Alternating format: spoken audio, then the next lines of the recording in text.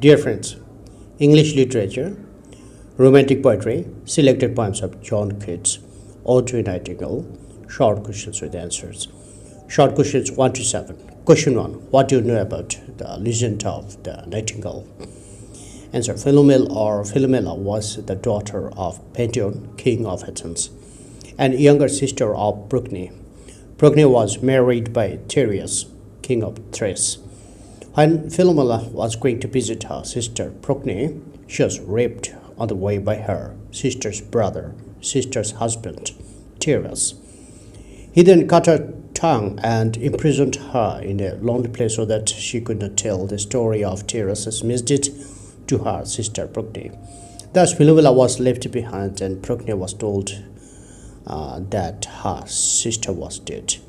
But tongueless Philomela managed to depict her sad story on a piece of cloth and sent it to her sister, who found out her prison and released her.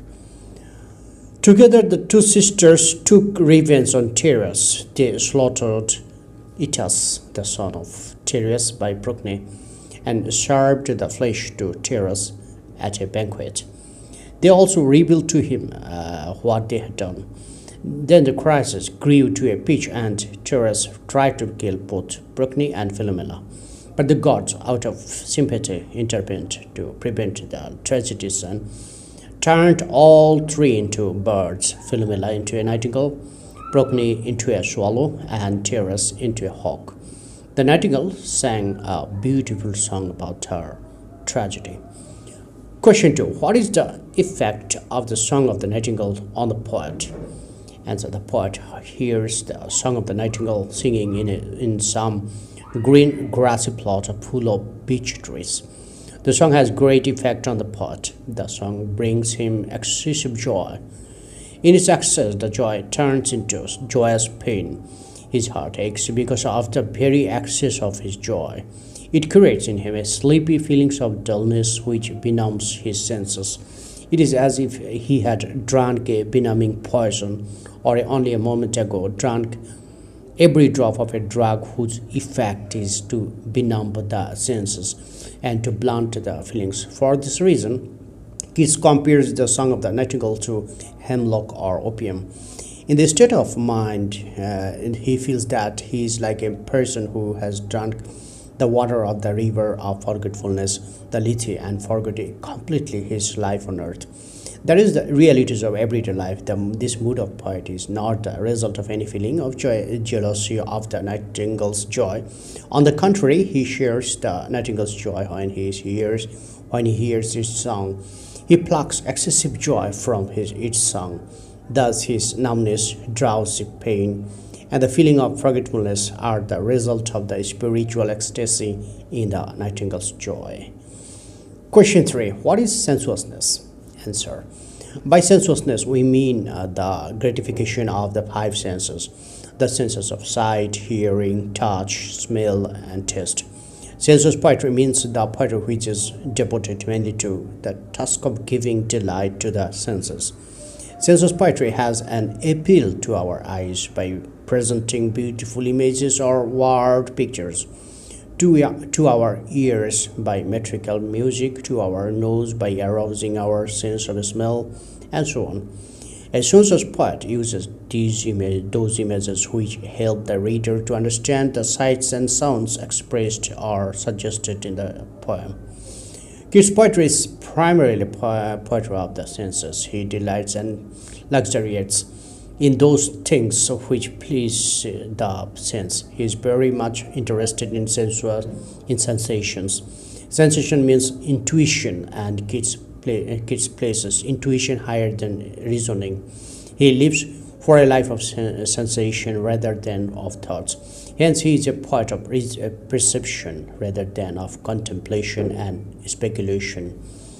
Question 4. Write a short note on Keats' sensuousness in Ode to a Nightingale. Answer. Ode to a Nightingale is one of the finest examples of Keats' rich sensuousness. All the five senses are found in the poem. Touch. In the poem, all abstractions give place to the concrete.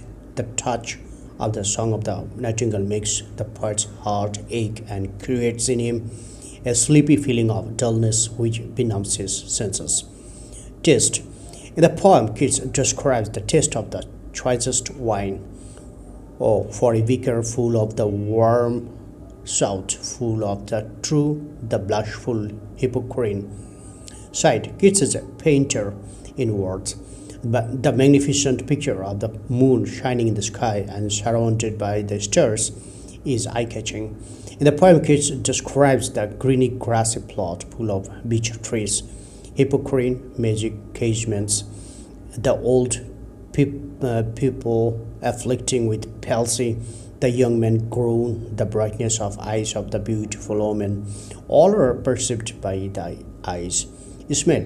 Sitting in the dark forest, Keats cannot see what flowers are at his feet, but by the smell he can gauge each sweet plant or blossom with which the month has endowed the grass, the thicket, and the wild fruit tree, white hawthorn, the pastoral eglantine, and fast-fading violets.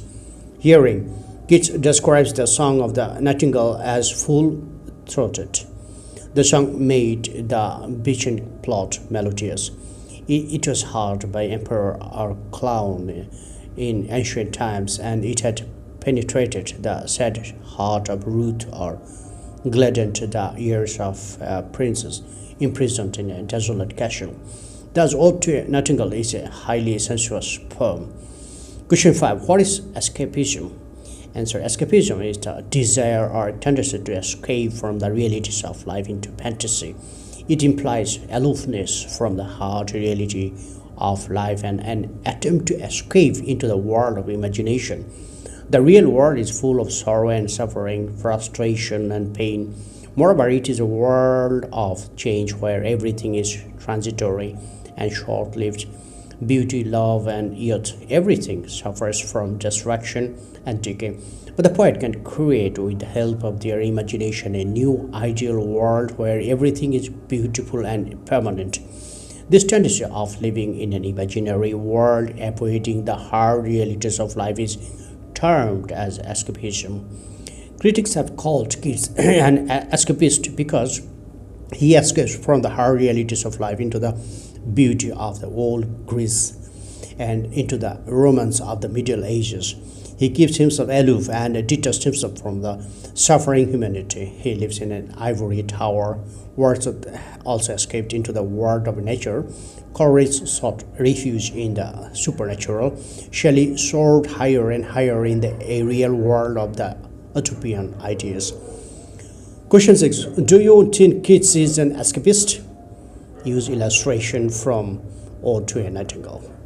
Answer. Being torn up with sorrow and suffering, Keats wants to live in the world of imagination, beauty, and perfection.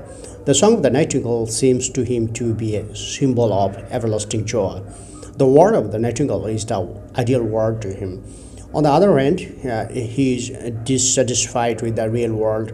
The weariness, the fever, the freight of the world of reality make him feel unhappy. So with the help of the imagination, he escapes to the dream forest of the nightingale, where he finds all the sensual enjoyments of life. But the word forlorn brings him back from the ideal world to the world of reality, and he finds himself again in this real world. The world of imagination shelters him for a short time, but it does not give him the solution of the reality of life. So Keats is not an escapist from life, as he is sometimes supposed. The strain and stress of practical life makes him fly to the world of imagination for the time being, but he thinks of the shortcomings of the imaginary world and finally accepts life as it is. Question 7. What is lyric? Write a short note on lyric. Answer. A lyric is a short poem intended to be sung on to the accompaniment of a lyre. A song is still called a lyric, but the term is also used to describe a short poem written to be set to music. It is a short personal poem which expresses the poet's emotions and thoughts rather than tells a story. A lyric poem expresses a mood, a feeling, a thought, or an experience in a reasonably concise form. It is characterized by impulsiveness, emotion, subjectivity, imagination, melodiousness, and singleness of effect. But now the scope of the lyric has broadened much. At present, it includes any poem which is relatively short and not a narrative.